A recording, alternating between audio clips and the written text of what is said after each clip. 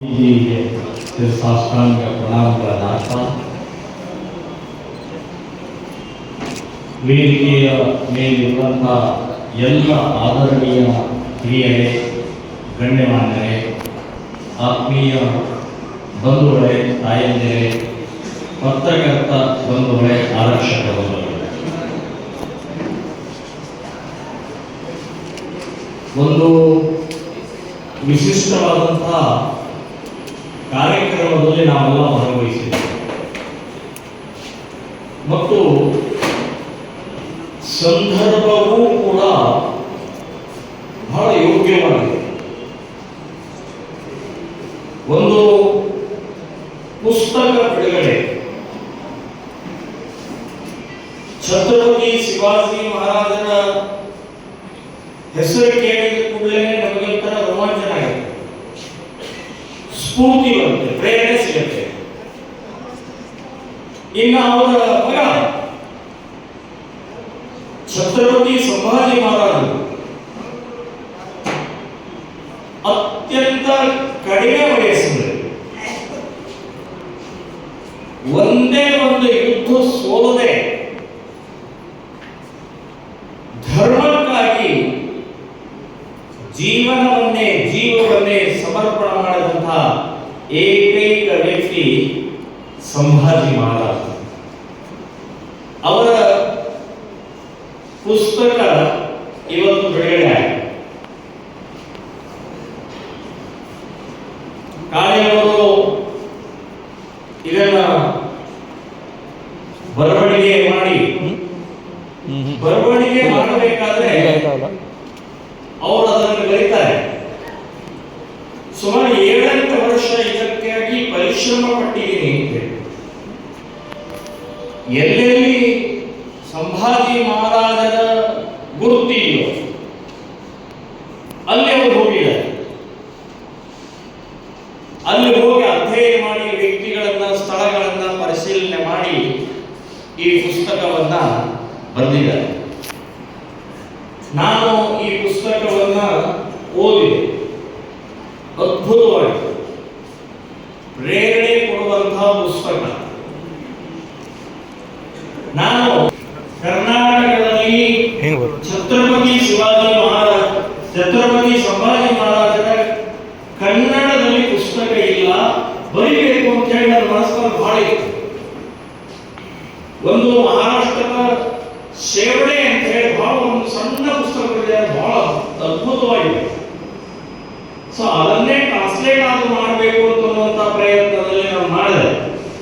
ಆದರೆ ಅಷ್ಟರಲ್ಲೇ ಕಿರಣ್ ಕಾಳೆಯವರು ಅದ್ಭುತವಾದಂತಹ ಒಂದು ಮಾಡಿದ್ದಕ್ಕೆ ಅವರಿಗೆ ನಾನು ಸಾವಿರ ಅಭಿನಂದನೆಗಳನ್ನ ಮಾಡ್ತಾರೆ.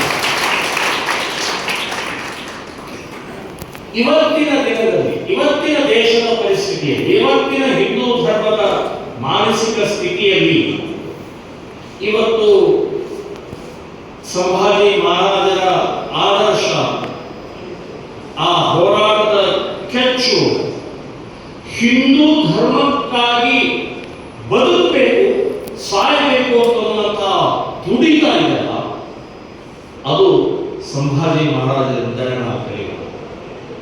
ಸೊ ಬಹಳ ಅವಶ್ಯಕತೆ ಇದೆ. ಈಗ ಪ್ರಾರಂಭದಲ್ಲಿ ನಾವು ಒಂದೇ ಮಾತೃತ್ವವನ್ನ, ಸಂಪೂರ್ಣ ಒಂದೇ ಮಾತೃತ್ವವನ್ನ ಇವತ್ತು ಹೇಳಿದೆ. ನೋಡಿ, ಯಾವ ಒಂದೇ ಮಾತೃ ಬ್ರಿಟಿಷರ ವಿರುದ್ಧ ಕ್ರಾಂತಿಗೆ ಘೋಷಣೆ ಆಯಿತು. ಒಂದೇ ಮಾತನ್ನು ಹೇಳಿದ ತಕ್ಷಣ ಲಾಠಿಗೆ ಬೀಳ್ತಾರೆ, ಗುಂಡೆ ಹಾಕಿ, ಜೈಲು ಹಾಕಿದ್ರು, ಕೇಸ್ ಹಾಕಿದ್ರು. ಅಂತ ಒಂದೇ ಮಾತು ಇಡೀ ದೇಶದಲ್ಲಿ ಬಂಕಿಂಚಂದ್ರ ಚಟರ್ಜಿ ಅವರು ಬರೆದಂತಹದ್ದು ಮನರಂಜನೆ ಮಾಡ್ತಾರೆ. ಸೊ ಅದರ ಪರಿಣಾಮ ರಾಷ್ಟ್ರೀಯ ಕಾಂಗ್ರೆಸ್ ಅವತ್ತಿನ ದಿನದಲ್ಲಿ ಪ್ರತಿಯೊಂದು ಕಾರ್ಯಕ್ರಮದಲ್ಲಿ, ಅಧಿವೇಶನದಲ್ಲಿ ಒಂದೇ ಮಾತನ್ನು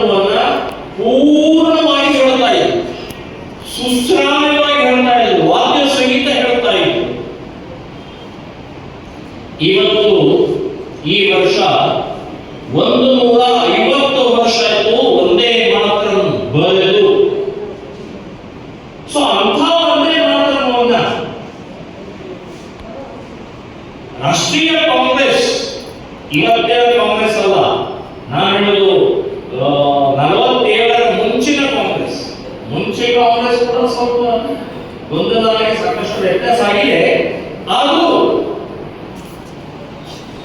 ಸೊ ಅವತ್ತಿನ ಕಾಂಗ್ರೆಸ್ಸಿನ 1933 ಕಾಕಿನಾಡ, ಆಂಧ್ರ ಪ್ರದೇಶದ ಕಾಕಿನಾಡನಲ್ಲಿ ರಾಷ್ಟ್ರೀಯ ಅಧಿವೇಶನ ಕಾಂಗ್ರೆಸ್ ಎಂದು ನಿಶ್ಚಯ. ಸುಮಾರು 10,000 ಜನ ಬಂದಿದ್ದಾರೆ ಇಡೀ ದೇಶದಿಂದ. ಆ ಅಧಿವೇಶನಕ್ಕೆ ಮಹಾರಾಷ್ಟ್ರದಿಂದ, ಪೂನಾದಿಂದ ಒಬ್ಬ ಶ್ರೇಷ್ಠ ಗಾಯಕ ವಿಷ್ಣು ದಿಗಂಬರ ಪುಲಸ್ಕರ್ ಅಂತವರು ಒಂದೇ ಮಾತ್ರ ಹಾಡೋಸ್ಕರನೇ ಕಾಕಿನಾಡಕ್ಕೆ ಬಂದಿದ್ರು. ಈಗ ಹರೀಶ್ ಜೋಶಿ ಹಾಗೆ ಆಂಕರ್ ಮಾಡ್ತಾ ಇತ್ತು, ಹಾಗೆ ಅಧಿವೇಶನದಲ್ಲಿ ಎಲ್ಲ ಸೇರಿದ್ದಾರೆ, ವೇದಿಕೆ ಮೇಲೆ ಕೂತಿದ್ದಾರೆ, ಗಾಂಧೀಜಿ, ನೆಹರು, ಸರ್ದಾರ್ ವಲ್ಲಭಭಾಯಿ ಪಟೇಲ್. ಅವತ್ತಿನ ಆ ಕಾಂಗ್ರೆಸ್ಸಿನ ಅಧ್ಯಕ್ಷರು ಒಬ್ಬ ಮುಸ್ಲಿಂ ಮೊಹಮ್ಮದ್ ಅಲಿ ಅಂತವರು. ಅವರು ಕೂತಿದ್ರು, ಎಲ್ಲರೂ ಕೂತಿದ್ರು. ಸೊ ಈಗ ನಮ್ಮ ರಾಷ್ಟ್ರೀಯ ಅಧಿವೇಶನ, ಕಾಂಗ್ರೆಸ್ ಅಧಿವೇಶನ ಪ್ರಾರಂಭ ಆಗುತ್ತೆ. ಪ್ರಾರಂಭ ಆಗೋಕ್ಕಿಂತ ಮುಂಚೆ ಒಂದೇ ಮಾತನ್ನ ಹೇಳ್ತಾರೆ, ವಿಷ್ಣು ದಿಗಂಬರ ಪುಲಸ್ಕರ್ ಅಂತ ಹೇಳಿ ಹೊರಟು. ವಿಷ್ಣು ದಿಗಂಬರ ಪುಲಸ್ಕರ್ ಬಂದ ತಕ್ಷಣವೇ ಆ ವೇದಿಕೆ ಮೇಲಿದ್ದಂತ ಮೊಹಮ್ಮದ್ ಅಲಿ ಎದ್ದು ನಿಂತು ಒಂದೇ ಮಾತನ್ನು ಹೇಳೋದಿಲ್ಲ. ಒಂದೇ ಮಾತನ್ನು ಹೇಳೋದಿಲ್ಲ. ಯಾಕೆ? ಒಂದೇ ಮಾತಲ್ಲಿ ದುರ್ಗೆ, ಸರಸ್ವತಿ, ನಿಮ್ಮ ಹಿಂದೂ ದೇವರುಗಳ ವರ್ಣನೆ ಇದೆ, ಪೂಜೆ ಇದೆ, ನಮಸ್ಕಾರ ಇದೆ. ನಾವು ಅಲ್ಲನ್ನ ಬಿಟ್ಟು ಬೇರೆ ಯಾರನ್ನೂ ನಾವು ನಮಸ್ಕಾರ ಮಾಡೋಲ್ಲ, ಬಗ್ಗೋಲ್ಲ. ಹಾಗಾಗಿ ಒಂದೇ ಮಾತನ್ನು ಹೇಳಬೇಡಿ ಅಂತ ಹೇಳಿ ಇಡೀ ಸಭೆ ಸ್ತಬ್ಧ ಆಗಬೇಕು. ಯಾವ ಒಂದೇ ಮಾತನ್ನಗೋಸ್ಕರ ಲಾಠಿ ಎತ್ತಿದ್ರು, ಯಾವ ಒಂದೇ ಮಾತನ್ನಗೋಸ್ಕರ ಜೈಲು ಹೋದ್ರು, ಯಾವ ಒಂದೇ ಮಾತನ್ನಗೋಸ್ಕರ ಬ್ರಿಟಿಷರ ವಿರುದ್ಧ ಹೋರಾಟ ಮಾಡಿದಂತ ಕ್ರಾಂತಿಕಾರಿಗಳ ಸರಣಿಯ ಆ ಒಂದೇ ಮಾತಕ್ಕೆ ಒಬ್ಬ ಮುಸ್ಲಿಂ ಆ ರಾಷ್ಟ್ರೀಯ ಕಾಂಗ್ರೆಸ್ ಅಧಿವೇಶನವನ್ನು ವಿರೋಧ ಮಾಡ್ತಾನೆ. ಬಾಯಿ ಮುಚ್ಚಿಕೊಂಡು ಕೂತ್ಕೊಳ್ತಾರಲ್ಲ ದೊಡ್ಡ ದೊಡ್ಡ ನಾಯಕರು, ಗಾಂಧೀಜಿ, ನೆಹರು, ಸರ್ದಾರ್ ವಲ್ಲಭಭಾಯಿ ಪಟೇಲ್, ಬಾಬಾ ರಾಜೇಂದ್ರ ಪ್ರಸಾದ್, ಇಂಥ ಮಹಾನ್ ಮಹಾನ್ ನಾಯಕರು ಎದ್ದು ನಿಂತು ಹೇಳಬೇಕಾಗಿತ್ತು. ಒಂದೇ ಮಾತನ್ನು ಇರೋದು ನಿಮ್ಮ ಮುಸ್ಲಿಮರ ಮಸೀದಿ ಒಳಗಡೆ ಹೇಳ್ತಾ ಇಲ್ಲ. ಇಲ್ಲಿ ಇರೋದು ರಾಷ್ಟ್ರೀಯ ಕಾಂಗ್ರೆಸ್ಸಿನ ಅಧಿವೇಶನದಲ್ಲಿ ಹೇಳ್ತಾ ಇದ್ದೀವಿ. ನೀವು ಕೇಳಲಿಕ್ಕೆ ಕೇಳಿ ಇದರಲ್ಲಿ ಎದ್ದು ಹೋಗಿ ಅನ್ನುವಂಥದ್ದು ನಾಯಕರು ಹೇಳಬೇಕಾಗಿತ್ತು. ಹೇಳಿಲ್ಲ.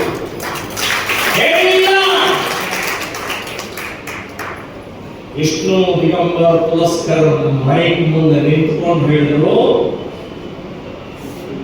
ನೋಡಿ ಮೊಹಮ್ಮದ್ ಅಲಿಯವರೇ, ನೀವು ರಾಷ್ಟ್ರೀಯ ಕಾಂಗ್ರೆಸ್ಸಿನ ಈ ಅಧಿವೇಶನದ ಅಧ್ಯಕ್ಷರು, ನೀವು ಕಾಂಗ್ರೆಸ್ಸಿನ ನಾಯಕರು, ಅಧಿವೇಶನಕ್ಕೆ ಬಂದಿದ್ದೀರಿ.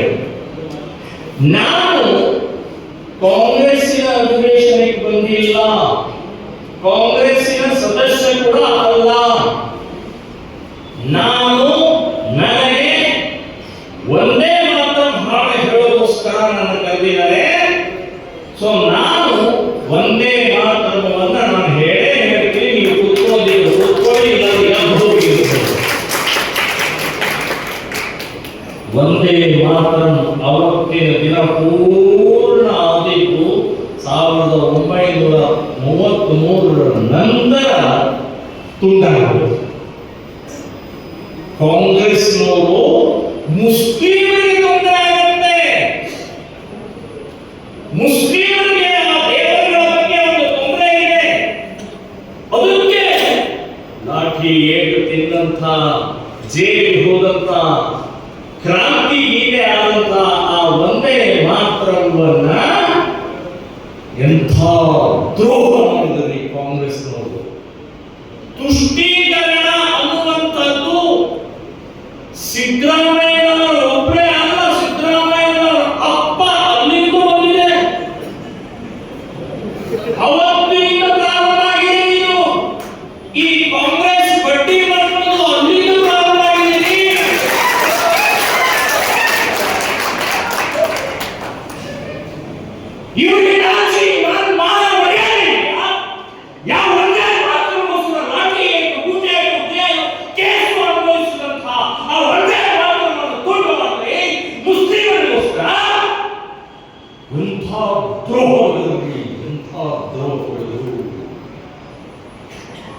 ಆ ದ್ರೋಹಕ್ಕೆ,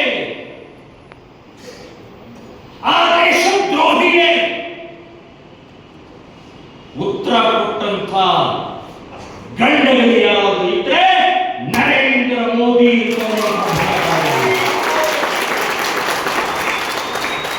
150 ವರ್ಷದ ನಂತರ ಒಂದೇ ಮಾತ್ರ ಜನಗಣಮನ ಅಧಿನಾಯಕ ಜಯ ಹೇ ಅನ್ನುವಂತಹ ರಾಷ್ಟ್ರೀಯ ಏನೊಂದು ಗೀತೆ ಇದೆ, ಆ ಗೀತೆಯ ಸಮಾನವಾಗಿ ನೋಡ್ಕೊಳ್ಬೇಕು ಅಂತ ಹೇಳಿದಂತ ಗಂಡಗಳಿಗೆ ಹಾಡು ಹೇಳಬೇಕು ಅಂತ ಹೇಳಿದ್ದು. ಇದು ಗ್ರೇಟ್. ಕಾಂಗ್ರೆಸ್ನವರಿಗೆ ಚಪ್ಪಲಿ ಹೊರಗೆ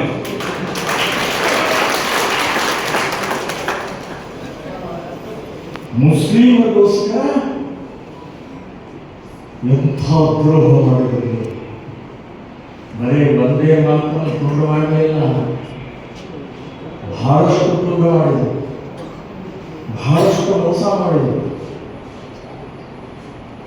ನಮ್ಮ ರಾಷ್ಟ್ರಕ್ಕೆ ಧ್ವಜ ಯಾವುದಿರಬೇಕು ಅಂತ ಹೇಳಿ ನಿಶ್ಚಯ ಮಾಡಿದಾಗ ಧ್ವಜ ಕಮಿಟಿ ನೇಮಕ ಆಯಿತು. ಆ ಧ್ವಜ ಕಮಿಟಿ ಒಮ್ಮತದಿಂದ ಹೇಳಿದು, ನಮ್ಮ ದೇಶಕ್ಕೆ, ರಾಷ್ಟ್ರಕ್ಕೆ ಸ್ವಾತಂತ್ರ್ಯದ ನಂತರ ಭಗವಾ ಬಾವುಟ ರಾಷ್ಟ್ರ ಧ್ವಜ ಆಗಬೇಕು ಅಂತ ಹೇಳಿ ಒಮ್ಮತದಿಂದ ಹೇಳಿದಂತ ಅದನ್ನ ಒಬ್ರು ಗಾಂಧಿ ಬೇಡ ಅದೊಂದು ಧರ್ಮದ್ದಾಗತ್ತೆ, ಹಿಂದೂಗಳದ್ದು ಮಾತ್ರ ಆಗತ್ತೆ. ಇವತ್ತು ಹೇಳ್ತಾರಲ್ಲ ಸರ್ವಧರ್ಮ ಭಾಯಿ ಎಲ್ಲರೂ ಸಮಾನರು, ಅವರು ಇರಲಿ ಇವರು ಇರಲಿ ಅಂತ ಹೇಳ್ತಾರಲ್ಲ. ಅವತ್ತೇ ಗಾಂಧೀಜಿ ಮಾಡಿದಂತ ಈ ಧ್ವಜಕ್ಕೆ ದ್ರೋಹ ಮಾಡಿ ಧ್ವಜವನ್ನು ತುಂಡು ಮಾಡಿದ್ರು, 3 ತುಂಡು ಮಾಡಿ 3 ಪ್ಯಾಚ್ ಹಾಕಿದ್ದಾರೆ. ಕೇಸರಿ, ಬಿಳಿ, ಹಸಿರು ಅಂದ್ರೆ ಧ್ವಜವನ್ನು ಮಾಡುದು. ಭಜನೆ ಎಷ್ಟು ಒಳ್ಳೆ ಭಜನೆ ಇದೆ. ರಘುಪತಿ ರಾಘವ ರಾಜಾರಾಮ್ ಪ್ರತೀಕ ಪಾವನ ಸೀತಾರಾಮ್ ಮನೆಯಲ್ಲಿ ಹೇಳ್ತಾ ಇರುವಂತಹ ರಾಮನ ಭಜನೆಯನ್ನು ಸೇರಿಸ್ಬಿಟ್ರು ನೋಡಿ. ಅಲ್ಲಾ ಸೇರಿಸ್ಬಿಟ್ರು. ಈಶ್ವರ ಅಲ್ಲಾ ತೇರೇ ರಾಮ್. ಯಾರು ಇದನ್ನು ಹೇಳೋದು? ಮತ್ತು ಹಿಂದೂಗಳೇ ಈಶ್ವರ ಅಲ್ಲಾ ತೇರೇ ರಾಮ್. ಹಿಂದೂಗಳೇ ಹೇಳೋದು. ಒಬ್ಬ ಮುಲ್ಲಾ, ಒಬ್ಬ ಮೌಲ್ವಿ, ಒಬ್ಬ ಮುಸ್ಲಿಂ ಮಸೀದಿಯಲ್ಲಿ ಅಥವಾ ಇನ್ನೇನೋ ದರ್ಗಾದಲ್ಲಿ ಹೇಳಿಕೆ ಯಾರು ಕೇಳಿದ್ರೆ ದಯವಿಟ್ಟು ನನ್ನ ಹತ್ರ ಬನ್ನಿ. ಹೇಳುವುದಿಲ್ಲ ಅಲ್ಲಾ ಒಬ್ಬನೇ ದೇವರಿಗೆ. ಇದು ಗಾಂಧೀಜಿ ಗೊತ್ತಾಗಲ್ಲ, ಇದು ಕಾಂಗ್ರೆಸ್ನವ್ರು ಗೊತ್ತಾಗಿಲ್ಲ, ಗೊತ್ತಾಗ್ತಾ ಇಲ್ಲ, ಗೊತ್ತಾಗುವುದೂ ಇಲ್ಲ. ಸೊ ಅಪ್ಪ ಭಜನೆ ಒಳಗಡೆ ಸೇರಿಸ್ಬಿಟ್ರು. ಇನ್ನು ದೇಶ ತುಂಡ ಮಾಡೋದು, ಮುಸ್ಲಿಮರಿಗೋಸ್ಕರ ದೇಶ ತುಂಡ ಮಾಡಿದರೆ, ದೇಶ ತುಂಡ ಮಾಡೋಕ್ಕಿಂತ ಮುಂಚೆ ಇವರೆಲ್ಲ ಏನ್ ಹೇಳಿದ್ರು? ಮಹಾತ್ಮ ಗಾಂಧಿ ಹೇಳಿದ್ರು, ನನ್ನ ಶರೀರದ ಮೇಲೆ ನೀವು ದೇಶ ತುಂಡ ಮಾಡಿ. ನೆಹರು ವಿರೋಧ ಮಾಡಿದ್ರು, ವಲ್ಲಭಾಯಿ ಪಟೇಲ್ ವಿರೋಧ, ಬಾಬು ಪ್ರಸಾದ್ ವಿರೋಧ ಮಾಡಿದ್ರು, ಎಲ್ಲರೂ ಮಾಡಿದ್ರು. ಆದರೆ ಇವರೆಲ್ಲರ ಕಣ್ಣೆದುರುಗಡೆ ಇವರೆಲ್ಲರ ಸಿಗ್ನೇಚರ್ ಮೂಲಕನೇ ದೇಶ ತುಂಡಾಗೋದು. ಪಾಕಿಸ್ತಾನ ನಿರ್ಮಾಣ ಎಂಥ ದ್ರೋಹ ಮಾಡಿದ್ರು. ಇವತ್ತಿಗೂ ಕೂಡ ನಮ್ಮ ಮನೆ ಪಕ್ಕದಲ್ಲಿ ನಮ್ಮ ತಾತ, ಮಾಮ, ಅಕ್ಕ, ಅಜ್ಜ ಇನ್ಯಾವ ಇಲ್ಲದೆ ನಮ್ಮ ಪಕ್ಕದಲ್ಲಿ ಯಾರಾದ್ರೂ ಒಂದೇ ಒಂದು ಫೂಟ್ ಜಾಗ ತಗೊಂಡಿದ್ರೆ, ನಂದಿದೆ, ಅದು ಉತಾರಿದೆ, ನಾಲ್ವೇ ಇದೆ, ಅದಿದೆ, ಇದಿದೆ ಅಂತ ಹೇಳಿ ಕೋಟಿ ರೂಪಾಯಿ ತಗೊಂಡು ಹೊಡೆದಾಡ್ತೀವಿ ಒಂದು ಫೂಟ್ ಜಾಗಕ್ಕೋಸ್ಕರ. ಸುಪ್ರೀಂ ಕೋರ್ಟ್ ಅಂತ ಹೋಗ್ತೀವಿ ನಾವು ಒಂದು ಫೂಟ್ ಜಾಗಕ್ಕೋಸ್ಕರ. ಹೊಲ, ಮನೆ, ತೋಟ, ಅಗತ್ಯ ಇನ್ನೇನು ಜಾಗಕ್ಕೋಸ್ಕರ ಹೊಡೆದಾಡ್ತೀವಿ. ಆದರೆ ನಮ್ಮ ಭಾರತ ದೇಶದ ಲಕ್ಷಾಂತರ ಚದುರ ಕಿಲೋಮೀಟರ್ ಈ ಪಾಕಿಸ್ತಾನ ಅಂತನ್ನುವಂತಹ ಮುಸ್ಲಿಮರಿಗೆ ಪಾಕಿಸ್ತಾನ ಕೊಟ್ಟಿರೋದ್ರಿ. ಯಾರು ಸುಳ್ಳಿದ್ರು? ಯಾರು ಹೇಳಿದ್ರು? ಇಡೀ ದೇಶ ಅವತ್ತಿನ ಕಾಂಗ್ರೆಸ್ ನಾಯಕರನ್ನ ನಂಬಿತ್ತು. ಇವರು ದ್ರೋಹ ಮಾಡಲ್ಲ, ಇವರು ನನಗೆ ಅನ್ಯಾಯ ಮಾಡಲ್ಲ. ಆದರೆ ಅನ್ಯಾಯ ಮಾಡಿಬಿಟ್ರಲ್ರಿ, ಅನ್ಯಾಯ ಮಾಡಿದರು. ಆಯಿತು, ಅವತ್ತೊಂದು ಡಾಕ್ಟರ್ ಅಂಬೇಡ್ಕರ್ ಒಂದು ಮಾತನ್ನು ಹೇಳಿದರು. ಎಂಥ ಮಾತು! ಡಾಕ್ಟರ್ ಅಂಬೇಡ್ಕರ್ ಅವರ ದೂರದೃಷ್ಟಿ, ಈ ದೇಶದಲ್ಲಿ ಮುಂದಿನ ದಿನಗಳಲ್ಲಿ ಚೆನ್ನಾಗಿರಬೇಕು, ಸುಖವಾಗಿರಬೇಕು, ಆನಂದವಾಗಿರಬೇಕು ಅಂತಂದ್ರೆ ಇದನ್ನ ಪಾಲಿಸಿ ಅಂತ ಹೇಳಿ ಅವತ್ತೇ ಡಾಕ್ಟರ್ ಅಂಬೇಡ್ಕರ್ ಹೇಳಿದ್ರು. ಏನ್ ಹೇಳಿದ್ರು? ನೆಹರು ಅವರೇ, ಗಾಂಧೀಜಿಯವರೇ, ಎಲ್ಲ ಕಾಂಗ್ರೆಸ್ನವರಿಗೆ ನಾನು ಕೈ ಮುಗಿದು ಕೇಳ್ಕೊಳ್ತಾ ಇದ್ದೀನಿ, ಪಾಕಿಸ್ತಾನ ಮಾಡಕ್ಕೆ ನನ್ನ ಒಪ್ಪಿಗೆ ಇಲ್ಲ. ಆದರೆ ನೀವು ಈಗಾಗಲೇ ಅಧಿಕಾರದಲ್ಲಿ ಇದ್ದಂಥವ್ರು ಸಿಗ್ನೇಚರ್ ಮಾಡಿಬಿಟ್ಟಿದೆ. ಆದರೆ ಒಂದು ಕಂಡೀಷನ್ ಹಾಕಿ, ಏನು? ಪಾಕಿಸ್ತಾನ ಭಾಗದಲ್ಲಿ ಯಾರ್ಯಾರು ಹಿಂದೂಗಳಿದ್ದಾರೆ ಎಲ್ಲರನ್ನೂ ಭಾರತಕ್ಕೆ ಕರೆಸ್ಕೊಳ್ಳಿ. ಈ ದೇಶದಲ್ಲಿ ಭಾರತದಲ್ಲಿ ಇರುವಂತ ಎಲ್ಲ ಮುಸ್ಲಿಮರನ್ನ ಪಾಕಿಸ್ತಾನ ಕಳಿಸಿ ಅಂತ ಹೇಳಿ ಡಾಕ್ಟರ್ ಅಂಬೇಡ್ಕರ್. ನಮ್ಮ ಅಜ್ಜ ಅದೆಲ್ಲ ಬೇಡ, ಮುಗೋಣ ಹೋಗಿ ವಿಡಿಯೋಗಳು ನೋಡಿದ್ವಿ.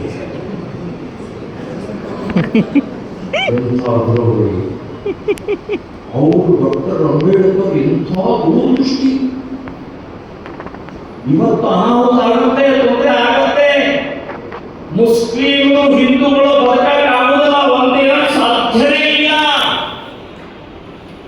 ಅವರ ಪೂಜಾ ಪದ್ಧತಿ, ನಮ್ಮ ಪೂಜಾ ಪದ್ಧತಿ, ಅವ್ರದ್ದು ಇವತ್ತು ಬಹಳ ವ್ಯತ್ಯಾಸ ಇದೆ. ಯೋಚನೆ ಮಾಡಿ ನಿರ್ಧಾರ ಮಾಡಿ ಅಂದ್ರೆ ಅವತ್ತ ಹೇಳಿದಂಥದ್ದನ್ನ ಕೇಳಿಲ್ಲ. ಅದರ ಪರಿಣಾಮ ಇವತ್ತು ನಾವು ಅನುಭವಿಸ್ತಾ ಇದ್ದೀವಿ. ಈ ಕಾಂಗ್ರೆಸ್ ಮಾಡಿದಂಥ ಅನಾಹುತಗಳು ಇರ್ತವೆ.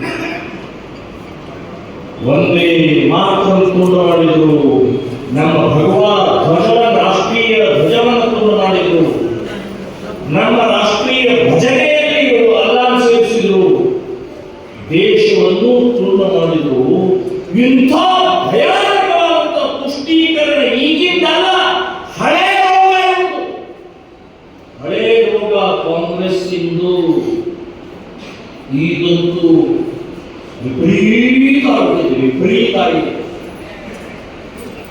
ಈ ದೇಶ ಅತ್ಯಂತ ಶಾಂತಿ, ಸುಖ, ಹಿಂದೂ ರಾಷ್ಟ್ರ ಆನಂದವಾಗಿರಬೇಕು ಅಂತಂದ್ರೆ ಕಾಂಗ್ರೆಸ್ ಸರ್ವನಾಶ ಆಗಬೇಕು, ಸರ್ವನಾಶ.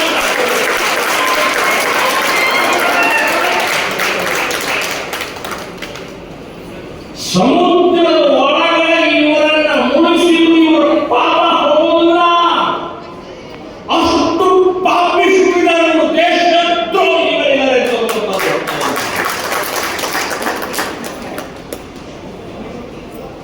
ಒಂದು ವೇಳೆ ಇದಕ್ಕೆ ನಾವು ತಯಾರಾಗಲೇಬೇಕು. ಇಂಥ ಭಯಾನಕವಾದಂಥ 150ನೇ ವರ್ಷದ ಈ ಒಂದೇ ಮಾತೃವನ್ನು, ಸುಂದರ ಒಂದೇ ಮಾತೃವನ್ನು ಸಂಪೂರ್ಣವಾಗಿ ಹೇಳಬೇಕು ಅಂತ ಹೇಳಿದಂಥ ಕೇಂದ್ರ ಸರ್ಕಾರಕ್ಕೆ ಮತ್ತು ನರೇಂದ್ರ ಮೋದಿಯವರಿಗೆ ಅಭಿನಂದನೆಗಳನ್ನು ಹೇಳ್ತಾರೆ. 3 ವರ್ಷ RSS, ನಾನು ಒಬ್ಬ ಸ್ವಯಂ ಸೇವಕ, ರಾಷ್ಟ್ರೀಯ ಸ್ವಯಂ ಸೇವಕ ಸಂಘದ ಸ್ವಯಂ ಸೇವಕ ಅಂತ ಹೇಳ್ಕೊಳ್ಳೋಕೆ ಹೆಮ್ಮೆ ಇದೆ. ಇವತ್ತೇನಾದರೂ ಒಳ್ಳೆಯದಿದ್ರೆ ಅದು RSS ಸಂಸ್ಕಾರದ ಮೂಲಕ ಅಂತ ಹೇಳ್ತಾ ಇದ್ದೀವಿ. 3 ವರ್ಷದಿಂದ ಹೇಳ್ತಾ ಇದ್ದೀವಿ, ಒಟ್ಟಾಗಿ ಒಂದಾಗಿ ಈ ದೇಶದ ಸುರಕ್ಷತೆಗೋಸ್ಕರ ನಾವೆಲ್ಲ ಒಂದಾಗದೇ ಇದ್ದರೆ ಮುಂದಿನ ದಿನಗಳಲ್ಲಿ ಅನಾಹುತ ಇದೆ ಅಂತ RSS ಸಂಸ್ಥಾಪಕರಾದಂತಹ ಡಾಕ್ಟರ್ ಕೇಶವ ಬಲಿರಾಮ್ ಹೆಡ್ಗೆವ ಸ್ವಾತಂತ್ರ್ಯ ಸಿಕ್ಕಿರಲಿಲ್ಲ ಇನ್ನು. ಅವಾಗಲೇ ರಾಷ್ಟ್ರೀಯ ಸ್ವಯಂ ಸೇವಕ ಸಂಘವನ್ನ ಪ್ರಾರಂಭ ಮಾಡಿದ್ರು. ಯಾಕೆ ಅಂದ್ರೆ ಅವರು ಗೊತ್ತಿತ್ತು ಈ ಕಾಂಗ್ರೆಸ್ಸಿನ ಪುಷ್ಟೀಕರಣದ ಪರಿಣಾಮದಿಂದ ಹಿಂದೂಗಳನ್ನ ಕಡೆಗಣಿಸ್ತಾರೆ, ಹಿಂದೂಗಳಿಗೆ ಅವಮಾನ ಮಾಡ್ತಾರೆ, ಹಿಂದೂ ಧರ್ಮವನ್ನು ತುಳಿತಾರೆ ಅನ್ನೋದು ಡಾಕ್ಟರ್ ಹೆಡ್ಗೇವಾರ್ ಅವರಿಗೆ 100 ವರ್ಷದ ಹಿಂದೆನೆ ಗೊತ್ತಾಗಿತ್ತು. ಅದಕ್ಕೆ RSS ಅನ್ನ ಸಂಸ್ಥಾಪನೆ ಮಾಡಿದ್ರು. ಅದರ ಪರಿಣಾಮ ಇವತ್ತು ನಾವು ಹಿಂದುತ್ವ, ಹಿಂದೂ ಧರ್ಮ, ಹಿಂದೂ ಸಂಸ್ಕೃತಿ ಅಂತ ಹೇಳುವಂತಹದ್ದು ಏನಾದರೂ ಆಗಿದ್ರೆ ಅದು ಡಾಕ್ಟರ್ ಜಿಯವರ ಪರಿಶ್ರಮದಿಂದ, RSS ನ ಪರಿಣಾಮದಿಂದ ಅಂತ ನೆನಪಿಟ್ಕೊಳ್ಬೇಕು.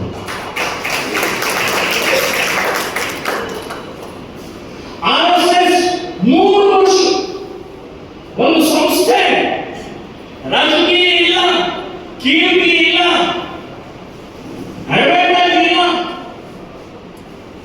ಅಂಥ ಒಂದು ಸಂಘಟನೆ ಇವತ್ತು ಇಡೀ ಜಗತ್ತಿನ 2 ದೇಶಗಳಲ್ಲಿ RSS ಕೆಲಸ ಮಾಡ್ತಾ ಇದೆ.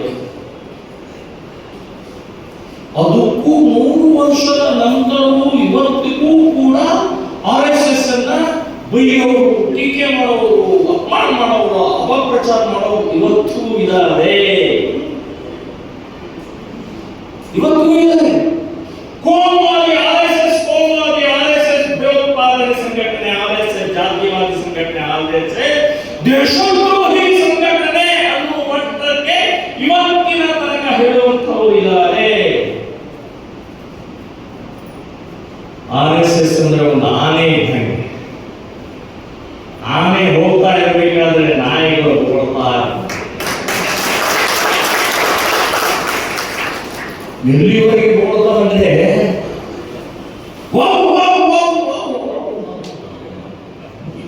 ಮುಗಿತಷ್ಟೇ. ಆನೆ ಮಾತ್ರ ಹಿಂದೆ ತಿರುಗು ನೋಡುವುದಿಲ್ಲ ನಾಯಿಗಳ ಕಡೆ. ತನ್ನ ಪಾಡಿಗೆ ತಾನು ಹೋಗ್ತಾ ಇದೆ. 100 ವರ್ಷ ಆಯ್ತು. ನಿಮ್ಮ ಬೊಗಳುವಿಕೆ, ನಿಮ್ಮ ಅಪಮಾನ, ನಿಮ್ಮ ಅವಮಾನ ಏನೇನೂ ನಡೆಯುವುದಿಲ್ಲ. ಬೆಳೀತಾ ಇದೆ. ಸಂಘದ ಬೆಳವಣಿಗೆಯೇ ದೇಶಕ್ಕೆ ಆಧಾರ, ದೇಶಕ್ಕೆ ಒಂದು ದೊಡ್ಡ ಒಂದು ಕೊಡುಗೆ ಅನ್ನುವಂಥದ್ದು ನಾನು ಹೇಳ್ತಾ ಇದ್ದೀನಿ. ಅದರಿಂದಲೇ ನಾವು ಬದುಕ್ತಾ ಇದ್ದೀವಿ. ಬಂಧುಗಳೇ, ರೂಟ್ ಮಾಡಿಸಿರ್ತಂದ್ರೆ ಆ ಮೈದಾನದಲ್ಲಿ ಮಾಡಬೇಡ್ರಿ, ಇಲ್ಲಿ ಮಾಡಬೇಡ್ರಿ, ಸೊಕ್ಕ ಮೇಘ ನಿಮ್ಮಪ್ಪಂದ ಹಾಗಾಯ್ತು. ನಿಮ್ಮಪ್ಪಂದ ಈ ದೇಶದ ಒಂದೊಂದು ಇಂಚು ಕೂಡ ಭಾರತ ಮಾತೆಗೂ ನಮ್ದು ಇದೆ, ಹಿಂದೂಗಳಲ್ಲಿದೆ.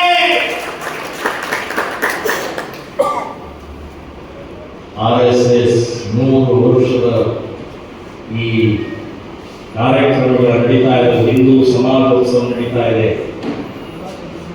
ಈ ರೂಟ್ ಮಾರ್ಚ್ಗಳಾಗಿ ಎಲ್ಲ ಕಡೆಗೆ ಪ್ರಚಂಡವಾಗಿ ಜನರ ಸಹಕಾರ ಕೊಟ್ಟು ಹಿಂದೂ ಸಮಾವೇಶ ಪ್ರಚಂಡವಾಗಿ ಇವತ್ತು ನಡೀತಾ ಇದೆ. ಎಲ್ಲ ಕಡೆ ನಡೀತಾ ಇದೆ.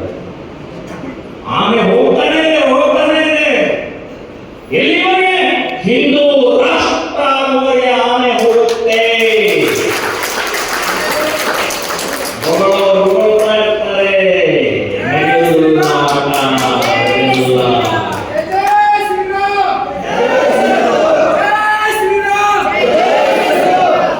ಬಂಧುಗಳೇ, ಇಂಥ ಇವತ್ತಿನ ಈ ದೇಶದ ಪರಿಸ್ಥಿತಿಯಲ್ಲಿ ಸಂಭಾಜಿ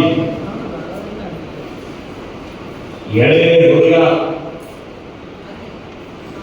ಎಂಥಾದರೆ ಪ್ರಚಂಡ ವ್ಯಕ್ತಿ, ಒಂದೇ ಒಂದು ಯುದ್ಧ ಸೋಲಿಲ್ಲ.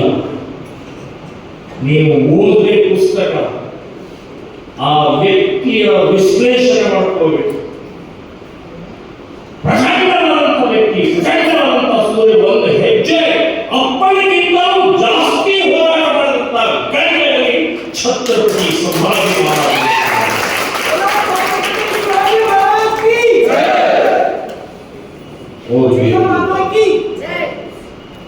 ಮೋಸದಿಂದ ಅವರನ್ನು ಔರಂಗಜೇಬ ಬಂಧನ ಮಾಡಿ ತಗೊಂಡು ಹೋಗಿ 40 ದಿನ 38 ಪೀಸ್ ಮಾಡ್ತಾರೆ. 38 ಪೀಸ್. ಕಲ್ಪನೆ ಮಾಡ್ಕೊಳ್ಳಿ, ಎಂತೆಂಥ ಅವಯವಗಳನ್ನು ಒಂದೊಂದಾಗಿ ಕಟ್ ಮಾಡ್ತಾರೆ. ಬರೀ ನಾವೊಂದು ಬ್ಲೇಡ್ ತಾಯಿದ್ರೆ ಸಾಕು, ಒಂದು ಬ್ಲೇಡ್ ತಾಯಿದ್ರೆ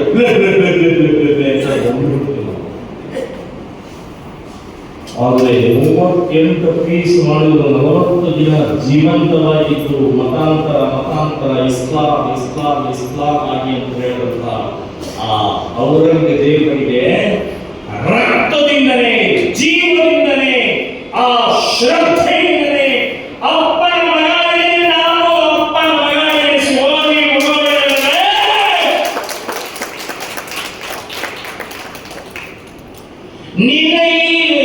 ನಿನ್ನ ಈ ಖಡ್ಗಕ್ಕೆ, ರಕ್ತಕ್ಕೆ ಹೆದರು ಗಂಡನ ನನ್ನಂಥವರು ಸಾವಿರಾರು ಜನ ಹುಟ್ಟುತ್ತಾರೆ, ನಿನ್ನನ್ನು ಕೊಂದು ಹಾಕ್ತಾರೆ, ಇಸ್ಲಾಂ ಈ ದೇಶದಲ್ಲಿ ಉಳಿಯುವುದಿಲ್ಲ ಅಂತ ಹೇಳಿದಂತ ಗಂಡಗಳಿಗೆ ನಾಳೆ ಕಣ್ಣು, ಕಿವಿ, ಕೈ, ಬೆರಳು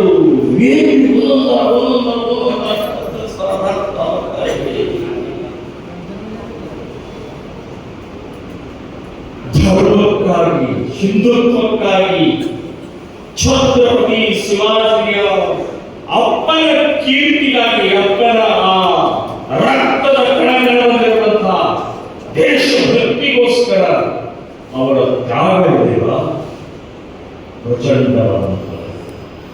ನಾವು ಆ ಛಾವಾ ಸಿನಿಮಾ ಬರೋ ತನಕ ಸಂಭಾಜಿ ಯಾರು ಸ್ವಲ್ಪ ಗೊತ್ತಿತ್ತು, ಸಂಭಾಜಿ ಅಂದ್ರೆ ಶಿವಾಜಿ ಮಗ ಅಷ್ಟೇ ಗೊತ್ತು. ಅವನು ಇಂಥ ಪ್ರಚಂಡ ವ್ಯಕ್ತಿ ಅಂತನ್ನೋದು ಛಾವಾ ಸಿನಿಮಾ ನೋಡಿದ ಕೂಡಲೇ ವಾ. Chhaava cinema, Kashmiri files, Kerala story, Dhurandhar ಇವೆಲ್ಲ ಯಾಕೆ ಬರ್ತಾ ಇದ್ದಾರೆ ಈಗ ಇಷ್ಟು ಧೈರ್ಯದಿಂದ? ಸಿನಿಮಾ ನಟರು, ಸಿನಿಮಾ ಇವತ್ತು ಪ್ರೊಡ್ಯೂಸರ್ಗಳು ಯಾವ ಧೈರ್ಯದಿಂದ ಬರ್ತಾ ಇದ್ದಾರೆ ಅಂದ್ರೆ because of Narendra Modi.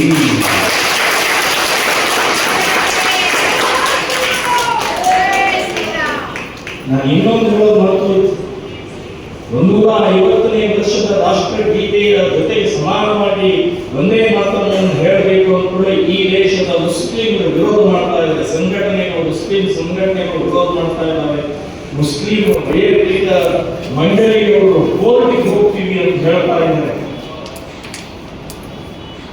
Muslim ಹೇಳ್ತಾರೆ ನಾವು ಅಲ್ಲಾಹನ ಬಿಟ್ಟು ಬೇರೆಯವರು ಯಾರು ಬಗ್ಗೋಲ್ಲ, ಯಾರಿಗೂ ನಮಸ್ಕಾರ ಮಾಡಲ್ಲ, ನಮಗೆ ಜನ್ಮ ಕೊಟ್ಟಂತ ತಂದೆ ತಾಯಿಗೂ ಕೂಡ ನಾವು ಬಗ್ಗೋಲ್ಲ, ನಮಸ್ಕಾರ ಮಾಡಲ್ಲ.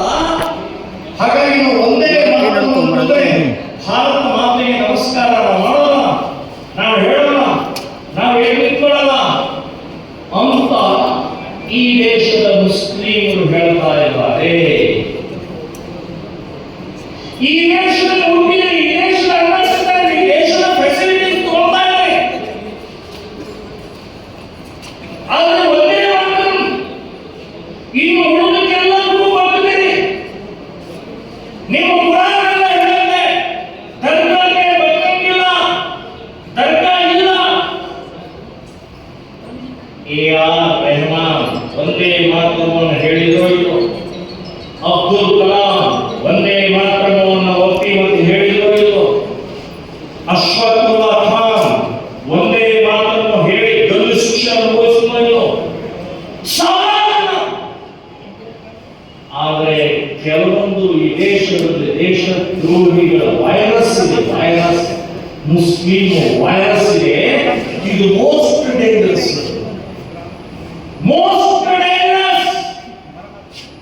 ನಾನು ಮುಸ್ಲಿಂ ಹೇಳ್ತೇನೆ, ಮುಸ್ಲಿಂ ಸಮಾಜ ಹೇಳ್ತಾರೆ, ಮುಸ್ಲಿಂ ಮುಖಂಡರು ಹೇಳ್ತಾ ಇದ್ದಾರೆ, ಒಂದೇ ಮಾತ್ರ ಈ ದೇಶದಲ್ಲಿ ಹೇಳಬೇಕಿದ್ರೆ ಪಾಕಿಸ್ತಾನ ಅಲ್ಲ, ನೀವು ಬೇರೆ ಕಡೆ ಎಲ್ಲಾದ್ರೂ ಹೋಗ್ಬೇಕು. ಯಾಕಂದ್ರೆ ಪಾಕಿಸ್ತಾನ ಇವತ್ತಿಲ್ಲ, ನಾಳೆ ನಾವು ತಗೊಳ್ಳೋದಿಲ್ಲ.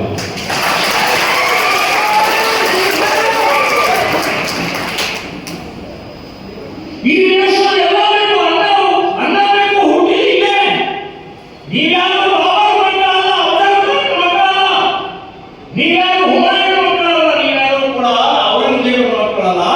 ಇದೇ ದೇಶದಲ್ಲಿ ಹುಟ್ಟಿ ಬೆಳೆದು ಅನ್ನ ತಿಂದಂಥವ್ರು ನೀವು ನಮಗ ಹರಾಮಿಗಳತನ ಮಾಡ್ತಾ ಇದ್ದೀರಿ. ಒಂದೇ ಮಾತನ್ನು ಹೇಳುದು ಅಂತ ಹೇಳಿದ್ರಿ, ನಿಮ್ಮನ್ನು ವಾಪು ಓಡಿಸ್ಬೇಕಾಗತ್ತೆ ಅಂತ ನಾವು ತಿಳಿಸಿದ್ವಿ.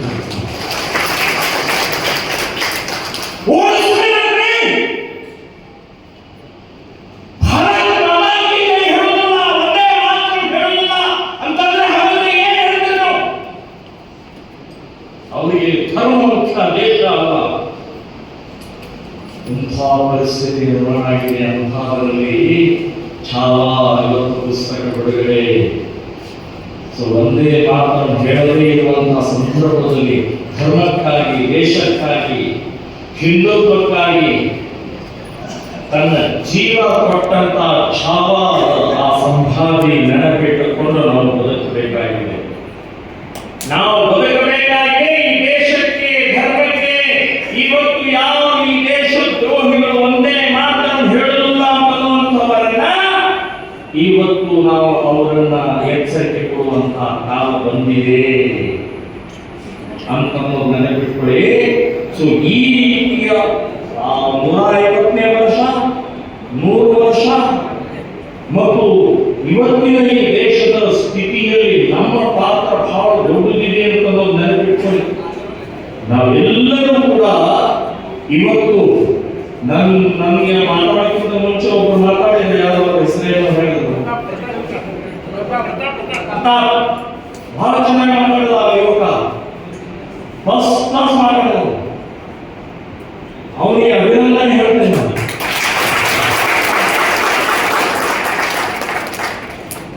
ಇವತ್ತಿನ ಹಿಂದೂ ಸಮಾಜದಲ್ಲಿ ಶೌರ್ಯ ಬೇಕಾಗಿದೆ, ಧೈರ್ಯ ಬೇಕಾಗಿದೆ, ಒಗ್ಗಟ್ಟು ಬೇಕಾಗಿದೆ, ಶಕ್ತಿ ಬೇಕಾಗಿದೆ. ಪ್ರತಿಭಟನೆ ಮಾಡುವಂತ ಇವತ್ತು ನಮ್ಮಲ್ಲಿ ಇಲ್ಲೆಲ್ಲ ಸತ್ತು ಹೋಗಿದೆ. ಪ್ರತಿಭಟನೆ ಸತ್ತು ಹೋಗಿದೆ, ಶೌರ್ಯ ಸತ್ತು ಹೋಗಿದೆ, ಧೈರ್ಯ ಸತ್ತು ಹೋಗಿದೆ. ಅದಕ್ಕೆ RSS ಒಟ್ಟಾಗಿ ಧೈರ್ಯದಿಂದೀವಿ, ನಾವಿದ್ದೀವಿ ಅನ್ನುವಂಥದ್ದು ಇವತ್ತು RSS ಹೇಳ್ತಾ ಇದೆ, ಹಿಂದೂ ಸಂಘಟನೆಗಳು ಹೇಳ್ತಾ ಇದ್ದಾವೆ. ಬಂಧುಗಳೇ, ನನಗೆ 50 ವರ್ಷದಿಂದ ನಾನು ಮಾರಿಬಿಟ್ಟಿದ್ದೇನೆ. 72 ವಯಸ್ಸಿಗೆ ನಿನ್ನೆ ಒಂದು ವಾರದಲ್ಲೇ ಹಿಂದೆ ಹೇಳುದು, ಇಲ್ಲಿ ಶಿವಾಜಿ ಸರ್ಕಲ್ ಅಲ್ಲಿ ಪುಸ್ತಕ ಬಿಡುಗಡೆಗೆ ಅನುಮತಿ ಕೊಡ್ತಾ ಇಲ್ಲ. ಹಾಗೆ ಅನುಮತಿ ಆಯ್ತು, ಅನುಮತಿ ಕೊಡೋದಿಲ್ಲ, ಒಳಗಡೆ ಕಾರ್ಯಕ್ರಮ ಮಾಡಿ ನೋಡೋಣ ಮುಂದಿನ ಅಂತ ಹೇಳಿ ಎಂಥ ಪರಿಸ್ಥಿತಿ ನಿರ್ಮಾಣ ಆಗಿದೆ. ಛತ್ರಪತಿ ಶಿವಾಜಿಯ ಮಗ ಸಂಭಾಜಿ ಮಹಾರಾಜರ ಬಿಡುಗಡೆಗೆ ನೀವು ಅನುಮತಿ ಕೊಡುವುದಿಲ್ಲ, ಪರ್ಮಿಷನ್ ಕೊಡುವುದಿಲ್ಲ, ಕೇಸ್ ಹಾಕ್ತೀನಿ ಅಂತ ಹೇಳುವಂತಹ ಕಾಂಗ್ರೆಸ್ ಸರ್ಕಾರ ಪೊಲೀಸರನ್ನು ಉಪಯೋಗಿಸಿಕೊಳ್ಳುತ್ತೆ. ಅವರಿಗೆ ಧೈರ್ಯ ಇಲ್ಲ, ಈ ಕಾಂಗ್ರೆಸ್ನವರು ಎದುರಿಸುವಂತ ಧೈರ್ಯ ಇಲ್ಲ. ಅವರಿಗೆ ಪೊಲೀಸ್ ಇಲಾಖೆಯ ಮೂಲಕ ನಮ್ಮ ಮೇಲೆ ದಬಾಯಿಕೆ ಮಾಡ್ತಾರೆ, ನಮ್ಮ ಮೇಲೆ ಕೇಸ್ ಹಾಕ್ತಾರೆ, ಗಡಿಪಾರು ಮಾಡ್ತಾರೆ, ಗುಂಡಾಟ ಮಾಡ್ತಾರೆ. ಕಾಂಗ್ರೆಸ್ನವರೇ ಮತ್ತು ಪೊಲೀಸ್ ಇಲಾಖೆಯವರು ಹೇಳ್ತೀನಿ, ನೀವು 1000 ಲಕ್ಷ ಕೇಸ್ ಹಾಕಿದ್ರು ಕೂಡ ಹಿಂದುತ್ವವನ್ನು ಬಗ್ಸಕ್ ಸಾಧ್ಯ ಇಲ್ಲ. ನನ್ನ 120 ಕೇಸಿನ ಒಂದು 10 ಕೇಸಿನಲ್ಲಿ ನಮ್ಮ ಸೂರ್ಯವಂಶಿ ವಕೀಲರು ಬಿಡುಗಡೆ ಮಾಡಿದ್ದಾರೆ. ನನ್ನ ಮೇಲೆ ಇದ್ದಂತ ಕೇಸು, ತೊಗಾಡಿಯ ಮೇಲೆ ಇದ್ದಂತ ಕೇಸನ್ನು ಸೂರ್ಯವಂಶಿ ಅವರೇ ನಮ್ಮನ್ನು ಬಿಡುಗಡೆ ಮಾಡಿ ನಿರ್ದೋಷ ಮಾಡಿ ಹೊರಗಡೆ ತಂದಂತವ್ರು. ಹಂಗೆ ಅಂತ 120 ಕೇಸ್ ನನ್ನ ಮೇಲಿದ್ದಾವೆ. 1000 ಕೇಸ್ ಹಾಕಿದ್ರು ಕೂಡ ಪ್ರಮೋದ್ ಮುತಾಲಿಕ ನಿಮ್ಮ ಅಪ್ಪನಿಂದ ಬಗ್ಸಕ್ಕಾಗುತ್ತೆ.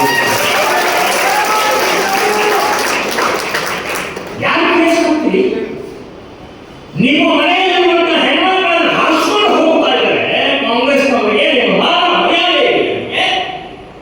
ನಿಮ್ಮ MLA ಮನೆಯೇ DJI ನಿಮ್ಮ ಮನೆ, ಕಾಂಗ್ರೆಸ್ MLA, ದಲಿತ MLA ಮನೆಯೇ ಸುಟ್ಟ ಹಾಕಿದ ಮುಸ್ಲಿಮರು ನಿಮ್ಮನ್ನು ಬಿಡ್ತಾರ? ಎಲ್ಲರೂ ನಾವು ಮಸೀದಿ ಕಟ್ಟಿಸ್ಕೊಟ್ಟಿದ್ದೀವಿ, ಅವ್ರಿಗೆ ಸ್ಮಶಾನ ಕೊಟ್ಟಿದ್ದೀನಿ, ಅವ್ರ ಟೋಪಿ ಹಾಕೊಂಡಿದ್ದೀನಿ, ಮುಂದಿನ ಜನ್ಮದಲ್ಲಿ ಹುಟ್ಟಿ ಬರ್ತೀನಿ ಅಂತ ಹೇಳಿದ್ದೀನಿ. ಇಲ್ಲಿ ಭದ್ರಾವತಿ ಅವರು ಎಮ್ಮೆಲ್ಯೆ, ಕಾಂಗ್ರೆಸ್ ಎಮ್ಮೆಲ್ಯೆ ಮೊನ್ನೆ ಹೇಳಿದ, ನಾನು ಮುಂದಿನ ಜನ್ಮದಲ್ಲಿ ಮುಸ್ಲಿಂ ಆಗಿ ಹುಟ್ಟಿ ಬರ್ತೀನಿ. ಮುಂದಿನ ಜನ್ಮ ಯಾಕೋ ಈಗಲೇ ಯಾವುದಾದ್ರೂ ಸೀಟಿ ಹೋಗಿ ಏನು ಕಷ್ಟ ಮಾಡ್ಕೋಬೇಕು, ಕಷ್ಟ ಮಾಡ್ಕೊಂಡು ಹೋಗ್ತಾರೆ.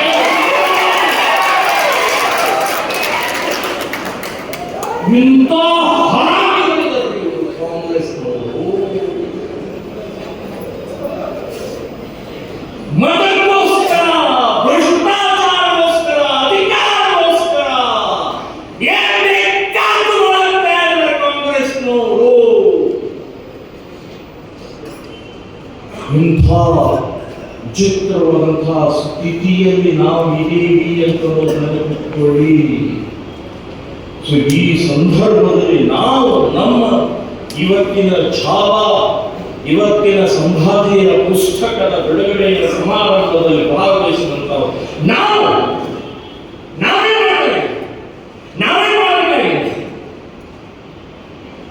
ನಾವು ಇವತ್ತು ಅವರು ಮುಸ್ಲಿಂ ಹೇಳಿದ, ನಾನೊಂದು 2 ತಿಂಗಳ ಹಿಂದೆ ದೆಹಲಿಗೆ ಹೋಗಿದ್ದೆ.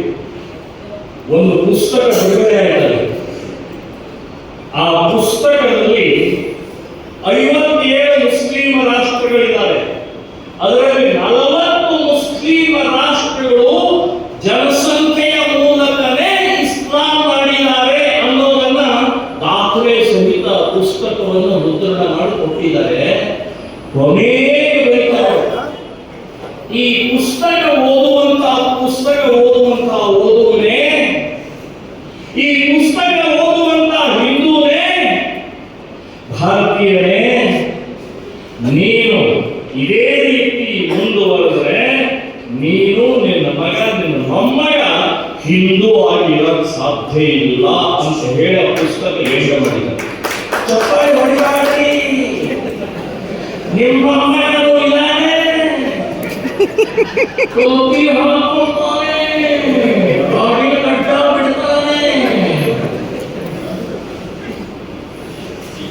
ನಿಶ್ಚಿತವಾಗಿ ಹೇಳ್ತಿದ್ದ.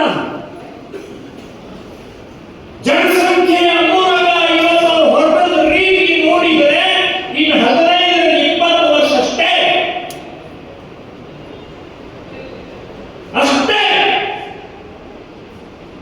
ಇಲ್ಲಿ ಕೂತಂಥವ್ರಿಗೆ ನಾನೇನು ಕೈ ಎತ್ತಿ ಅಂತ ಹೇಳೋದಿಲ್ಲ. 3 ಮಕ್ಕಳು ಎಷ್ಟು ಜನ ಇದ್ದಾರೆ ಗೊತ್ತಿಲ್ಲ ನನಗೆ. ಒಂದು 2 ಕೈ ಎತ್ತಬಹುದು, 4 ಜನ ಕೈ ಎತ್ತಬಹುದು, 1 ಅಥವಾ 2 ಸಾಕ್ರಿ. ನೀವು ಮದುವೆ ಆಗಿಲ್ಲ, ನಿಮ್ಮ ಮಕ್ಕಳು ಚಿಂತೆ ಇಲ್ಲ, ನಿಮಗೆ ಸಂಸಾರದ ಕಷ್ಟ ಗೊತ್ತಿಲ್ಲ, ನೀವು ಕೇಜಿಗೆ 1 ಲಕ್ಷ ರೂಪಾಯಿ ಕೊಟ್ಟು ಸಾಕಾಗತ್ತೆ. ನೀವು ಹೊಡಿತೀರಿ. ಹೌದು, ನೀವು ನಿಮ್ಮ ಸಂಸಾರದ ಬಗ್ಗೆ, ನೀವು ನಿಮ್ಮ ಮನೆ ಬಗ್ಗೆ, ನಿಮ್ಮ ಸ್ವಂತದ ಬಗ್ಗೆ ಯೋಚನೆ ಮಾಡ್ತಾ ಇದ್ರಿ. ನಾವು ಹಿಂದೂ ಸಂಘಟಕರು, ನಾವು ದೇಶದ ಬಗ್ಗೆ ಚಿಂತೆ ಮಾಡಬೇಕಾಗಿದೆ. ದೇಶ ಉಳಿದ್ರೆ ಸಂಸಾರ, ದೇಶ ಉಳಿದ್ರೆ ನೀವು, ದೇಶ ಉಳಿದ್ರೆ ಪಕ್ಷ, ದೇಶ ಉಳಿದ್ರೆ ಮಠ ಮಂದಿರ ಅಂತ ನೆನಪಿಟ್ಕೊಳ್ಳಿ. ಅದಕ್ಕೆ ಶ್ರೀರಾಮ ಸೇನೆ ಡಿಕ್ಲೇರ್ ಮಾಡಿಲ್ಲ ನಾವು. 3ನೇ ಮಗು,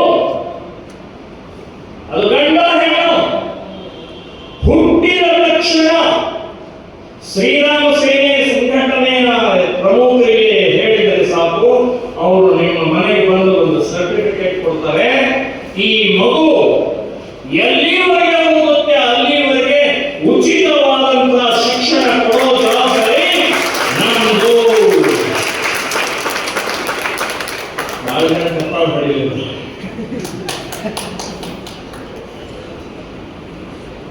ಬಂಧುಗಳೇ, ಇದನ್ನ ಸವಾಲಾಗಿ ಸ್ವೀಕಾರ ಮಾಡ್ಕೋಬೇಕು. ಇಲ್ಲವೇ ನಮ್ದು 1000 ವರ್ಷದ ಇತಿಹಾಸ ಇದೆ. ಇಡೀ ಜಗತ್ತಿನಲ್ಲಿ ನಾವು ಗುರುವಿನ ಸ್ಥಾನದಲ್ಲಿದ್ದೀವಿ. ನಮ್ದು ವಿಜ್ಞಾನ, ಶಾಸ್ತ್ರ, ವೈದ್ಯಕೀಯದಲ್ಲಿ ನಾವು ಶ್ರೇಷ್ಠ, ಎಲ್ಲದರಲ್ಲೂ ಶ್ರೇಷ್ಠವಾದಂತಹ ದೇಶವನ್ನು ನಾಶ ಮಾಡಕ್ಕೆ ಯಾರ ಕಡೆಯಿಂದ ಸಾಧ್ಯ ಇಲ್ಲ ಅಂತ ಹೇಳುವಂಥವರಿಗೆ ನಾನು ಉತ್ತರ ಕೊಡ್ತೀನಿ. ನಾನು ಉತ್ತರ ಕೊಡ್ತಾ ಇದ್ದೀನಿ. ಇರಾಕ್ ಮತ್ತೆ ಇಂಡೋನೇಷಿಯಾ, ಈಜಿಪ್ಟ್, ಅಫ್ಘಾನಿಸ್ತಾನ್ ಇಂಥ ಎಷ್ಟು ದೇಶಗಳು ಹೋಗಿ ಅಲ್ಲಿ ಅಲ್ಲಿ ಹಿಂದೂ ಸಂಸ್ಕೃತಿ ಇತ್ತು, ಹಿಂದೂ ಧರ್ಮ ಇತ್ತು, ಹಿಂದೂ ಸಂಪ್ರದಾಯ ಇತ್ತು, ಹಿಂದೂಗಳು ವಾಸ ಮಾಡ್ತಾ ಇದ್ರು. ಯಾಕೆ ಹೋಯ್ತು? ಇರಾನ್ ಹೋಯ್ತು, ಇರಾಕ್ ಹೋಯ್ತು, ಈಜಿಪ್ಟ್ ಹೋಯ್ತು, ಇಂಡೋನೇಷಿಯಾ ಹೋಯ್ತು, ಅಫ್ಘಾನಿಸ್ತಾನ ಹೋಯ್ತು, ಪಾಕಿಸ್ತಾನ ಹೋಯ್ತು, ಬಾಂಗ್ಲಾದೇಶ ಹೋಯ್ತು, ಶ್ರೀಲಂಕಾ ಹೋಯ್ತು, ಬರ್ಮಾ ಹೋಯ್ತು. ಯಾಕೆ ಹೋಯ್ತು? ನೀನು ಬಹಳ ಪುರಾತನವಾದಂತಹ ದೇಶ ಯಾಕೆ ಹೋಯ್ತು? ಈಗ ಕಾಶ್ಮೀರ ಎಲ್ಲ ಹೋಗಿದೆ, ಪಶ್ಚಿಮ ಬಂಗಾಳ ಎಲ್ಲ ಹೋಗಿದೆ, ದೆಹಲಿ ಎಲ್ಲ ಹೋಗಿದೆ, ಕೆಳಗಡೆ ಕೇರಳ ಎಲ್ಲ ಹೋಗಿದೆ. ಈ ನೀವು ಇದ್ದಂತ ಬಿಜಾಪುರದ್ದು ಕಾಲು ಭಾಗ ಹೋಗಿದೆ, ರಹೀಂ ನಗರ್, ಅಬ್ದುಲ್ಲಾ ನಗರ್, ನಿಮ್ಮನ್ನು ಬಿಡುವುದಿಲ್ಲ. ಹಿಂದೂ ಸಮಾಜದ ಜನಸಂಖ್ಯೆ ಸರಿಯಾಗಿ ಬೆಳೆಸದೇ ಇದ್ರೆ ಹೋಯ್ತು ಹೋಯ್ತು ಹೋಯ್ತು ಅಂತ ನೆನಪಿಟ್ಕೊಳ್ಳಿ.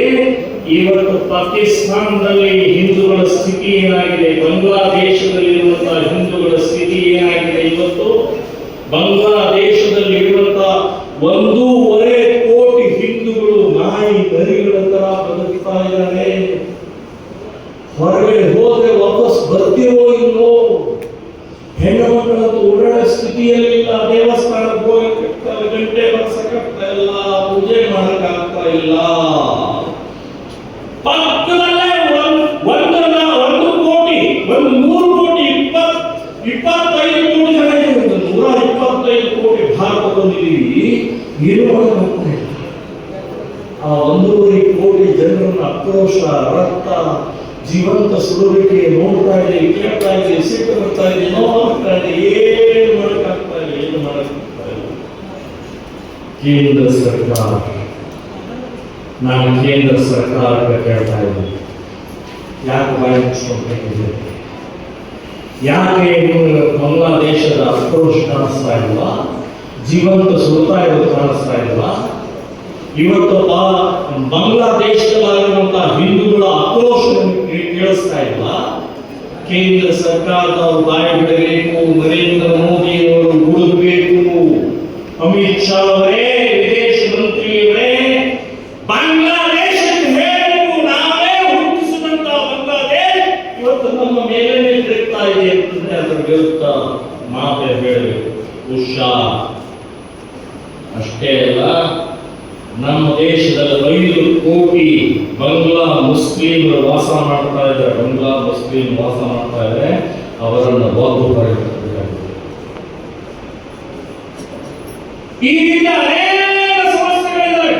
ಇವತ್ತು ನಾವು ಪುಲ್ವಾಮದ ದಿನದ ನೆನಪು ಮಾಡಿದ್ರು ನಮ್ಮ ಕಿರಣ್ ಕಾಳೆ ಅವರು. ಮರಿತೀವಿ ಪುಲ್ವಾಮ ಆಗಲಿ, ಪಹಲ್ಗಾಮ್ ಆಗಲಿ, ಮೊದಲೇದಲ್ಲ ಕೊನೆಯದಲ್ಲ, ಇನ್ನೂ ಮುಂದೆ ಆಗೋದೇ ಹೆಣ ಬಿಡೋದೆ ಮರೆತು ಬಿಡ್ತೀವಿ ನಾವು. ಪುಲ್ವಾಮ, ಪಹಲ್ಗಾಮ್ ವಿಚಾರ ಹೇಳಿ ನಾನು ಮುಗಿಸ್ತಾ ಇದೆ ಮುಂದುಗಡೆ. ಇವತ್ತಿನ ಈ ಪಹಲ್ಗಾಮದ ಸಂದರ್ಭ ಏಪ್ರಿಲ್ 22, ದಯವಿಟ್ಟು ಮರಿಬೇಡಿ. ಪಹಲ್ಗಾಮ್ ಅನ್ನುವಂತಹ ಜಮ್ಮು ಕಾಶ್ಮೀರದ ಸ್ವರ್ಗ, ಅತ್ಯಂತ ಸೃಷ್ಟಿ ಸೌಂದರ್ಯದಿಂದ ಕೂಡಿದಂತಹ ಸ್ವರ್ಗಕ್ಕೆ ಜಗತ್ತಿನ ಜನ ಬರ್ತಾರೆ ನೋಡಕ್ಕೆ, ಜಗತ್ತಿನ ಜನ ಆನಂದಿಸ್ತಾರೆ, ಜಗತ್ತಿನ ಜನ ಪ್ರವಾಸ ಮಾಡ್ತಾರೆ. ಅಂಥ ಇದರಲ್ಲಿ ಏಪ್ರಿಲ್ 22 ನಮ್ಮ ದೇಶದ ಸಾವಿರಾರು ಜನ ಹೋಗಿದ್ರು. ಕುಟುಂಬ ಸಹಿತ ತಂದೆ, ತಾಯಿ, ಹೆಂಡತಿ, ಮಕ್ಕಳು ಎಲ್ಲರೂ ಹೋಗಿದ್ರು. ಆನಂದವಾಗಿ ವಿಹಾರ, ಪ್ರತಿಭಟನೆಗೆ ಅಲ್ಲ, ವಿರೋಧಕ್ಕಲ್ಲ, ಆಂದೋಲನೆಗೆ ಅಲ್ಲ, ವಿಹಾರ, ಪ್ರವಾಸ, ಆನಂದಕ್ಕೆ ಹೋಗಿದಾರ್ರಿ. ಮಕ್ಕಳಿಗೆ ಸೂಟಿ ಇದೆ, ತಾವು ರಜೆ ಹಾಕಿಲ್ಲ, ಗಂಡ ಹೆಂಡತಿ ಮಕ್ಕಳು ಹೋದ್ರು, ಕೂತ್ಕೊಂಡಿದ್ದಾರೆ. 22ನೇ ತಾರೀಕು ಬಂದು 5 ಜನ ಮುಸ್ಲಿಂ ಟೆರರಿಸ್ಟ್ಗಳು ಬಂದು ಹಿಡ್ಕೊಂಡು ಬೇರೆ ಬೇರೆ ಕಡೆ ನಿಂತಿದ್ದಾರೆ. ಕೇಳಿದ್ರು. ಏನ್ ಕೇಳಿದ್ರು? ನಿಮ್ಮ ಜಾತಿ ಯಾವುದು ಅಂತ ಕೇಳಿದ್ರು. ನೀವು ಲಿಂಗಾಯತ, ನೀವು ನಾಯಕರ, ನೀವು ಮರಾಠ, ನೀವು ಬ್ರಾಹ್ಮಣ, ನೀವು ಹರಿಜನ ಅಂತ ಕೇಳಲಿಲ್ಲ. ನೀವು JDS, ನೀವು ಬಿಜೆಪಿ, ನೀವು ಕಾಂಗ್ರೆಸ್ ಅಂತ ಕೇಳಲಿಲ್ಲ. ನೀವು ಕರ್ನಾಟಕದವರ, ನೀವು ಬಿಜಾಪುರನವರ, ಅಥವಾ ನೀವು ಮಹಾರಾಷ್ಟ್ರದವರ, ದೆಹಲಿಯವರ ಅಂತ ಕೇಳಲಿಲ್ಲ. ಏನ್ ಕೇಳಿದ್ರು? ನೀನು ಹಿಂದೂನ ಅಂತ ಕೇಳಿದ್ರು. ಹಿಂದೂ ಅಂದ ತಕ್ಷಣವೇ ಗುಂಡು ಡೈರೆಕ್ಟ್ ಗುಂಡು. ಆ ಗುಂಡು ಏನಿನ ಪರಿಣಾಮದಿಂದ ರಕ್ತ ಚಿಮ್ಮಿ ಆ ಗಂಡ ಕೆಳಗಡೆ ರಪ್ಪ ಅಂತ ಬೆಳೆದಾನೆ. ಆ ರಕ್ತ ಚಿಮ್ಮಿ ಹೆಂಡತಿಯ ಮುಖದ ಮೇಲೆ ರಪ್ಪ ಅಂತ ಕೆಂಪ ರಕ್ತ ಸಿಡಿಯುತ್ತೆ. ಹೆಂಡತಿಯ ಎದುರುಗಡೆ ಗಂಡ ಬಿದ್ದ, ರಕ್ತ ಮುಖದ ಮೇಲೆ ಸಿಡಿದಿದೆ. ಅಯ್ಯೋ ಅಂತಾಳೆ. ಮಗ ಆಟ ಆಡ್ತಾ ಇರ್ತಾನೆ, ಓಡಿ ಬರ್ತಾನೆ, ಅಪ್ಪ ಕೆಳಗಡೆ ಬಿದ್ದಿರೋ ರಕ್ತಮಯ, ಅಪ್ಪ. ಒಂದು ಕಡೆಗೆ ತಾಯಿಯ ಮಡಿಲ ಮೇಲೆ ಆ ಮಗ ರಕ್ತ ಅಂತ ಬೀಳ್ತಾನೆ. ಗುಂಡು ಹೊಡೆದಿದ್ದಕ್ಕೆ ಮಗನೇ ಅಂತ 26 ಹೆಣೆಗಳಿತ್ತು. 26 ಹೆಣೆಗಳು ಹಿಂದೂ ಹಿಂದೂ ಹಿಂದೂ ಅಂತ ಹೇಳಿದ್ದಕ್ಕೆ. ಬಂಧುಗಳೇ, ಇದನ್ನು ಮರಿಬೇಡಿ, ದಯವಿಟ್ಟು ಮರಿಬೇಡಿ. ಹಿಂದೂ ಆಗಿ ಬದುಕಬೇಕಾಗಿದೆ. ಹಿಂದೂ ಆಗಿ ನಮ್ಮನ್ನು ಕೊಂದಿದ್ದಾರೆ. ನಾನು ಗುಂಡು ಹೇಳಕ್ಕೆ ನಾನು ಹೊಡೆಯಕ್ಕೆ ಹೇಳ್ತಾ ಇಲ್ಲ. ನಾನು ಹೇಳೋದು ಹಿಂದೂ ಆಗಿ ಬದುಕೋಣ, ಹಿಂದೂಗಳ ಜೊತೆಗೆ ವ್ಯಾಪಾರ ಮಾಡೋಣ, ಹಿಂದೂಗಳ ಜೊತೆಗೆ ವ್ಯವಹಾರ ಮಾಡೋಣ. ಮುಸ್ಲಿಮರ ಜೊತೆಗೆ ವ್ಯವಹಾರ ನಿಲ್ಲಿಸಿ ನಿಲ್ಲಿಸಿ ನಿಲ್ಲಿಸಿ. ಇಲ್ರಿ, ಬಿಜಾಪುರದ ಮುಸ್ಲಿಮರು ಏನ್ ಮಾಡಿದ್ದಾರೆ? ಅವರೇನು ತಪ್ಪು ಮಾಡಿದ್ದಾರೆ? ಹಾಗಾದ್ರೆ ಪಹಲ್ಗಾಮದಲ್ಲಿ ಹೋಗಂತ ಹಿಂದೂಗಳ ತಪ್ಪು ಹೇಳಿ ನೋಡೋಣ. ಅವ್ರು ಮಾಡಿದ ತಪ್ಪೇನೋ, ಅಪರಾಧ ಏನೋ, ಏನೇನು ತಪ್ಪು ಮಾಡಿದ್ದಾರೆ? 26 ಹೆಣಗಳನ್ನು ಹಿಂದೂ ಅಂತ ಹೇಳಿಕೊಂಡರಲ್ಲ. ಇನ್ನೂ ಹಿಂದೂ ಸಮಾಜಕ್ಕೆ 100 ವರ್ಷ ಆಯುಷ್ಯ, 50 ವರ್ಷ ಮನೆ ಬಿಟ್ಟು ನಾವು ಗೊಂಬಿ ಕುಡಿತಾ ಇದ್ದೀವಿ. ಇನ್ನೂ ನಮ್ಮ ಮುಸ್ಲಿಂ ಯಾರು, ಶತ್ರುಗಳು ಯಾರು, ಮಿತ್ರರು ಯಾರು ಅಂತ ಅರ್ಥ ಆಗದಂತ ಪರಿಸ್ಥಿತಿ ನಿರ್ಮಾಣ ಆಗಿದೆ. ಹಿಂದುತ್ವಗೋಸ್ಕರ, ಹಿಂದೂಗಳಿಗೋಸ್ಕರ ತ್ಯಾಗ ಮಾಡಿದಂತ ಈ ಛಾವ ಮರಿಗಳು ರಕ್ತ ಸುರಿಸಿದ 38 ಪೀಸ್ ಆಗಿದ್ದಕ್ಕೆ ಹಿಂದೂ ಆಗಿ. ಸೊ ನಾವು ಹಿಂದೂ ಆಗಿ ಬದುಕೋಬೇಡ, ಸಾಯೋದಿದ್ದೇ ಇದೆ. ಆದರೆ ದೇಶಕ್ಕೆ, ಧರ್ಮಕ್ಕೆ ವೀರರಿಂದ ವೀರ ಸಾವನ್ನು ಪಡೆಯೋಣ ಅಂತ ಈ ಸಂದರ್ಭದಲ್ಲಿ ಹೇಳಿ, ಇನ್ನೊಮ್ಮೆ ಈ ಛಾವ ಸಂವಾದಿ ಪುಸ್ತಕ ಬರೆದಂತಹ ಕಿರಣ್ ಕಾಳೆ ಅವರಿಗೆ ಅಭಿನಂದನೆಗಳನ್ನು ಹೇಳಿ, ಭಾರತ ಹಿಂದೂ ಧರ್ಮ ಸಂಸ್ಕೃತಿ ನಮ್ಮದನ್ನು ಉಳಿಸೋಗೋಸ್ಕರ ವೀರತೆಯಿಂದ, ಧೈರ್ಯದಿಂದ, ಶೌರ್ಯದಿಂದ ಬದುಕೋಣ ಅಂತಕ್ಕಂತಹ ವಿಚಾರವನ್ನು ಹೇಳಿ ನನ್ನ ಮಾತನ್ನು